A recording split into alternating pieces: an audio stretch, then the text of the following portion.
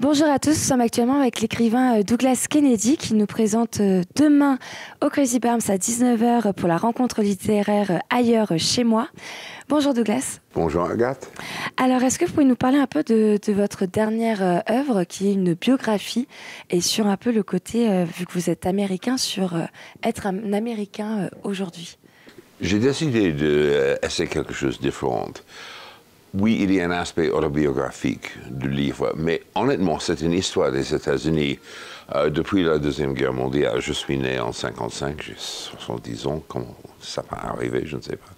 Mais j'ai commencé à réfléchir pourquoi on est dans cet état maintenant. Et j'ai écrit ce livre pendant le mandat de Joe Biden, mais aussi avec l'ombre de Trump là-bas. Et j'étais convaincu, malheureusement, qu'il va regagner la Maison-Blanche. Je connais mon pays très, très bien. Donc, le livre, c'est un mélange de beaucoup de choses. C'est un road trip. J'ai fait des voyages en pleine Amérique, l'Amérique profonde. C'est franchement aussi, je fais face à certains thèmes dans la vie américaine. Pourquoi l'argent est notre religion civile?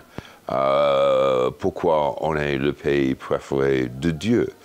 Ça, ce n'est pas mon point de vue, mais des néo-chrétiens, oui. Aussi, il y a un chapitre au sujet du jazz. Et pourquoi le jazz est la vraie langue américaine. Et aussi, c'est une de mes passions privées. Et clairement, c'était un portrait des États-Unis du moment quand je suis né, quand on était en fait le phare du monde, la liberté. On a libéré l'Europe. On a terminé en fait les agressions japonaises, mais avec un résultat horrible, la guerre froide et la bombe. Mais j'ai grandi pendant une période quand j'ai vu que petit à petit tout a changé aussi. Les années 60, surtout la fin des années 60, 68. J'avais 13 ans, les manifs contre le Vietnam, en fait, les émeutes dans des ghettos africains-américains, sexe et drugs et rock'n'roll, et puis le début du mouvement néoconservateur contre ça. Et avec Reagan, et depuis ça, en fait, petit à petit, les néoconservateurs ont gagné le contrôle.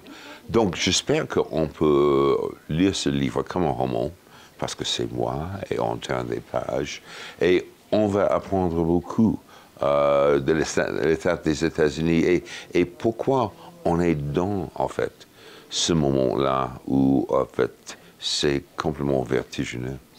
C'est un peu une analyse sur l'histoire et ce que représente aussi la culture américaine et qui peut aussi avoir des répercussions sur l'histoire de l'Amérique, en l'occurrence. C'est ça que vous montrez dans votre ouvrage. Oui, et aussi, au début et à la fin, je suis new-yorkais.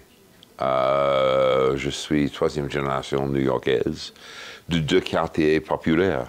J'ai grandi d'un moment aux États-Unis et surtout à New York où il y avait une classe moyenne à Manhattan. Manhattan maintenant c'est comme Monaco. C'est une île pour les riches. Et la vérité, la classe moyenne a disparu. Ça c'est mon héritage. Et le truc pour moi, dans ce livre, c'était essayer de comprendre pourquoi on est arrivé, en fait, de ce moment où on a un vrai homme autoritaire comme président. Mais derrière tout ça, tout le monde a dit dans mon œuvre, et Ailleurs chez moi, c'est mon 26e livre, j'écris beaucoup, j'aime écrire.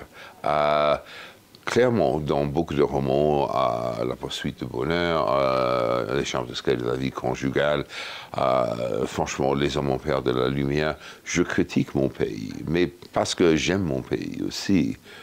Je ne suis pas un expatriate, je vis une moitié de l'année aux États-Unis, dans le Maine, mais quelqu'un qui est amer aux États-Unis. Je suis très fier de beaucoup de choses aux États-Unis, et aussi j'ai peur de beaucoup de choses aux États-Unis. Comme le grand Leonard Cohen a dit, et il était canadien, mais il avait à Los Angeles, les États-Unis, le meilleur et le pire. Et je suis d'accord avec ça. Et donc, dans ce roman, oui, dans ce livre, je fais face à beaucoup de choses négatives et aussi positives de la vie américaine. Et j'espère d'une manière très originale et aussi très romanesque. Vous faites un peu un point sur la vie américaine, les côtés positifs, négatifs. Là, vous êtes à Val d'Isère donc, pour présenter justement demain, faire une rencontre littéraire et présenter cet ouvrage. Est-ce que c'est la première fois que vous venez à Val d'Isère? Ah oui, première fois, je fais pas la dernière. C'est absolument ravissant, c'est extraordinaire, surtout avec une neige magnifique. Je suis bizarre, je n'aime pas le ski alpin. Je suis très ski fonte. Et, on a la vallée du Manché, justement. Oui, oui, et honnêtement, en fait, ma femme, qui est journaliste au Monde, est française, mais on a découvert, grâce à cet hôtel, en fait, un chemin de ski fond absolument sublime. Et oui, on a fait 6 kilomètres hier, je suis très content avec ça. Le truc, une semaine comme ça, j'écris tous les jours aussi. Ça vous inspire, la montagne? Oh, tout m'inspire. Vous savez, quand je parle avec des étudiants de l'écriture, j'ai dit tout le temps, si on écrit, le sujet, ce n'est pas le nombril, c'est métaphoriquement la rue, la vie l'extérieur, la vie des autres. Donc, c'est idéal à écrire ici. Et je prépare en fait une série de discours à l'Université de Lausanne. Ça, c'est toutes les matinées. Et après le ski fond et aussi une séance du sport dans le fitness ici. J'aime boire et manger, mais aussi je fais beaucoup de sport en même temps. Honnêtement, en fait, j'écris 2 pages de mon prochain roman. Ça, c'est aussi une autre chose de l'écriture. Tout le monde a pensé, ah oui, d'être écrivain, on est dans un café, oui, oui. En fait, ce n'est pas nécessaire, en fait, d'être discipliné. La discipline est primordiale. L'écriture, c'est un art, mais aussi c'est un métier. Et ça, c'est très important de se souvenir. Et donc vous allez donc demain faire la rencontre littéraire. Cette rencontre, c'est la première fois que vous allez à la rencontre de lecteurs français, en l'occurrence, ou pas? Oui, voilà, en fait, clairement, je suis francophone. Je suis très à l'aise dans la langue de Molière, même si j'ai un petit accent. Et je fais des petites erreurs de temps en temps, ben, ça c'est normal, mais je vis une moitié de ma vie en français. Pour moi, le truc, en fait, mon métier, c'est très solitaire. On est seul. On est physiquement seul, on est existentiellement seul. Et donc, pour la plupart de l'année, je suis seul avec mon ordinateur portable, je tape. J'ai commencé, en fait, mon premier livre en 86 avec une machine à écrire manuel. Bang, bang, bang, bang. Et je continue à taper, même si j'ai toujours un calepin et un stylo de plume. Mais pour moi, en fait, rencontrer mes lecteurs, lectrices, mon lectorat, c'est un grand plaisir. Et on apprend des choses tout le temps. Le truc, heureusement, j'ai un grand public en France. Et aussi, j'espère que mes romans sont littéraires, mais aussi très accessibles.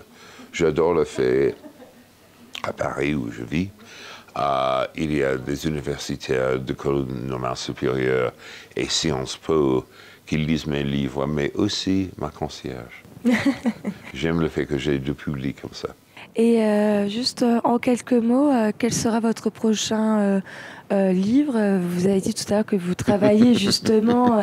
Est-ce que vous pouvez nous en dire, nous donner un peu une idée pas du titre, mais enfin, du sujet qui sera traité en exclusivité? J'ai vécu 11 ans à Dublin, ok, et j'ai un passeport irlandais aussi. J'ai le double nationalité. C'est très utile pendant l'époque de Trump d'avoir un passeport européen. Mais je me souviens très très bien, j'ai commencé ma carrière littéraire à Dublin. Et Dublin, c'est une ville très littéraire. Les Irlandais sont fous de la littérature et aussi une œuvre nationale très importante. Joyce, Wilde, Beckett, Shaw, Seamus Heaney, en fait, beaucoup d'écrivains d'imagination importante. Mais toujours dans des pubs d'Irlande, il y avait un type avec une pinte de Guinness qui commence à parler de son roman. Et il a parlé 2 heures, c'était complètement ennuyeux. Et j'ai pensé tout le temps, ça c'est un type qui n'a jamais terminé ce livre.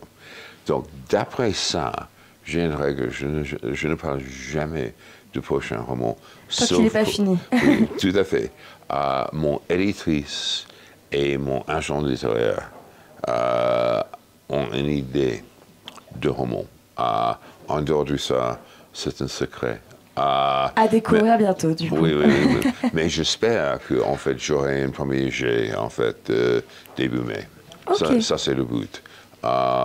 J'ai une méthode très simple. C'est la même méthode de Graham Greene et aussi Ernest Hemingway. 2 pages de manuscrit par jour, à peu près 1500 signes. Ou 500 mots, on compte des mots en anglais, jour après jour. Donc à découvrir prochainement, peut-être courant de l'année ou courant dans les prochaines années. Merci beaucoup en tout cas d'avoir été notre invité et on vous retrouve donc bien sûr demain pour la rencontre littéraire au Crazy Barms à 19h. Merci beaucoup Douglas. Merci Agathe. À bientôt. Merci.